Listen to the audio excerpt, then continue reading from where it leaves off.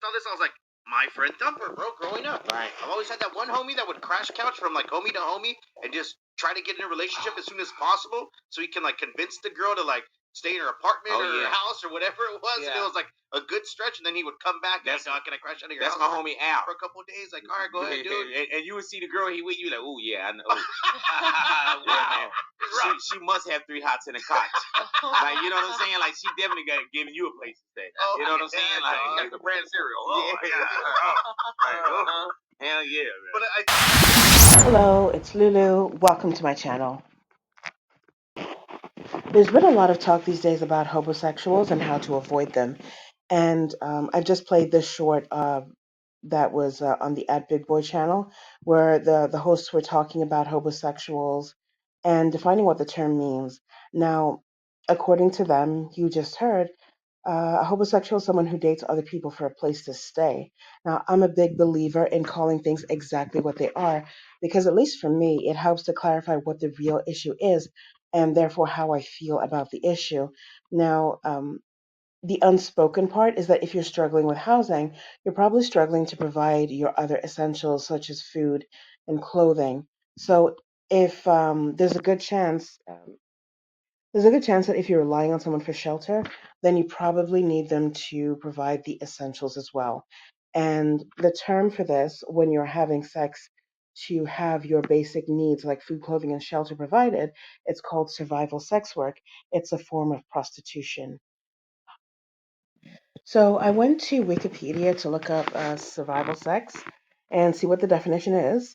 And according to them, the definition is it's a form of prostitution engaged in by people because of their extreme need. It can include trading sex for food, a place to sleep, or other basic needs. It can also be used to obtain addictive drugs. Survival sex is engaged in by homeless people, refugees, asylum seekers, and others disadvantaged in society. The term is used by sex trade researchers, poverty researchers, and aid workers. So basically, what I'm getting at is that you don't have a boyfriend. You are paying for a sex worker to give you the boyfriend experience. So I'm going to say that again. You don't have a boyfriend.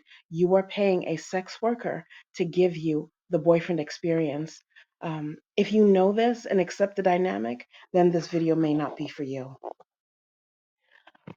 When I realized this dynamic, it made so much sense to me. It made so much sense to me because I keep seeing women, they'll pick a man up from prison and bring him home and, buy him clothes, give him a car, let him drive their car, let him, let him spend money on their credit card, give him a debit card, that kind of thing.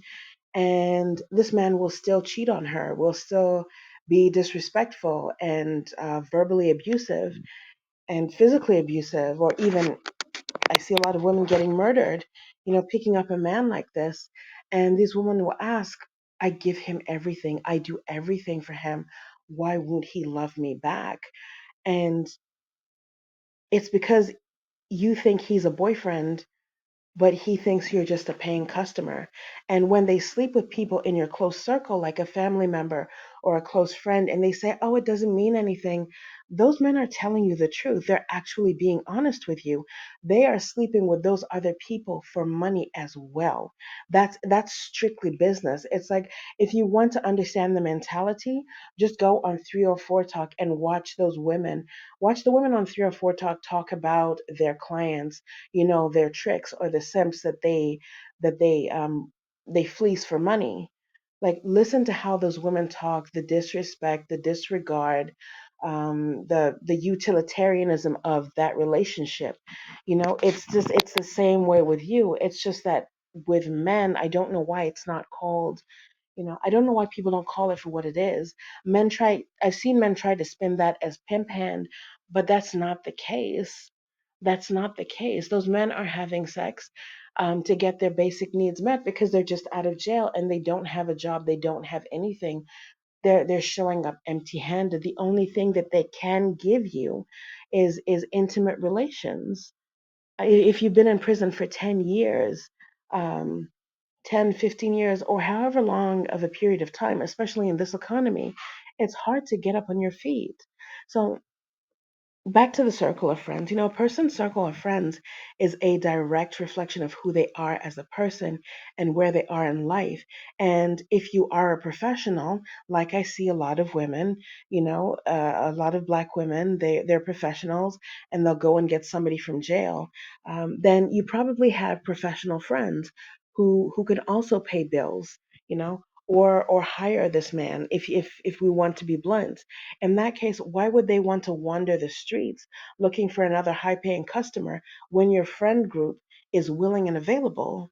It's like they have a good reference through dealing with you.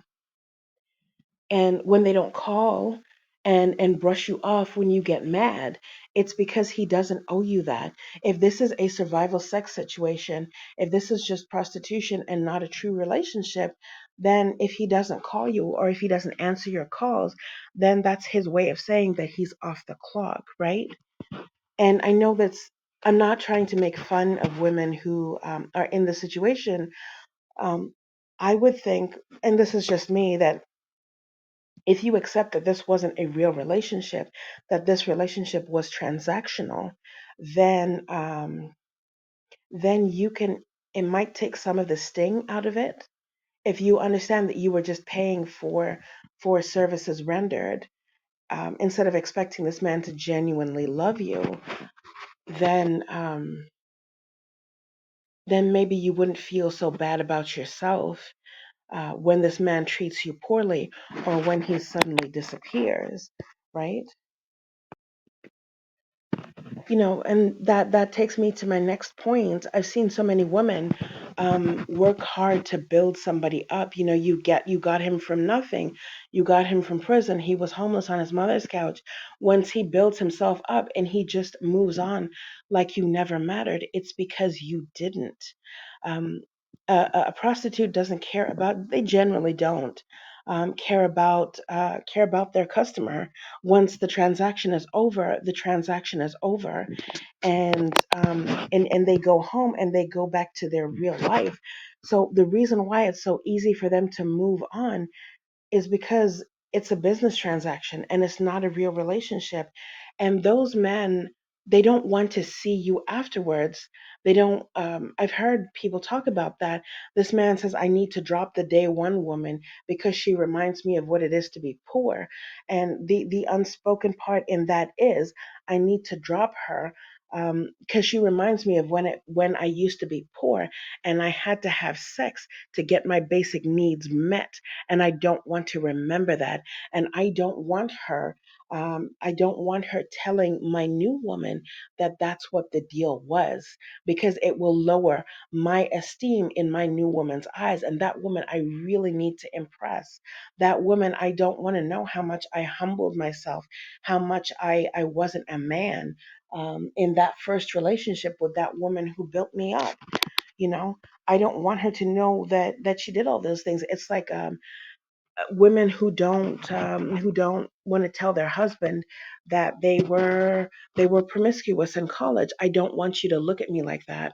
Or women who hide the fact that they used to do sex work.